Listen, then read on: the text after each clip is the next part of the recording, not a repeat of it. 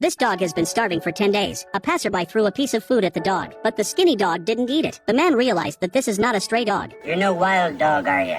He sees the dog is wary of him. The man can't help but leave. Lacey seemed to sense that the man meant no harm, so he followed him in silence. But he was still afraid to get too close to him. In order to ease the dog's worries, the man fed his dog a piece of food, and then took the plate with him. There's your dinner, Your Highness. Eat up. This humble gesture made Lacey drop her guard. The dog was finally full after days of hunger. You're gonna have to come along with us if you want any more.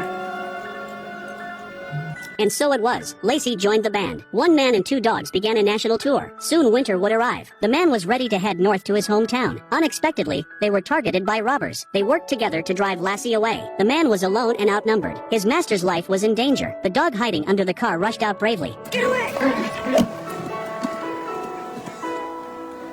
When he saw this, the man was furious. Lacey came to the man's aid. They turned their anger into strength. They beat the robbers and fled, but the dog never came back. 7 years we've been together, and I couldn't have asked for better company.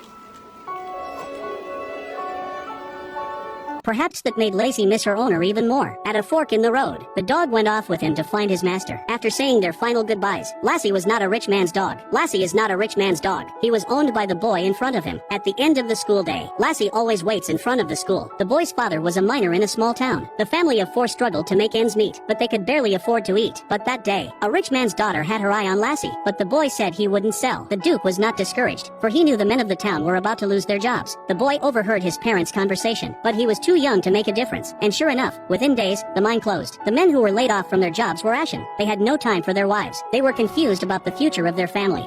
There's a Mr. Carraclough at the door, Your Grace. Shall I send him away? No, I was expecting him. And so it was. The Duke bought the gift for a mere 15 pounds and gave it to his granddaughter. But looking at Lacey in her cage, on a hunger strike, the girl felt as if she'd done something wrong.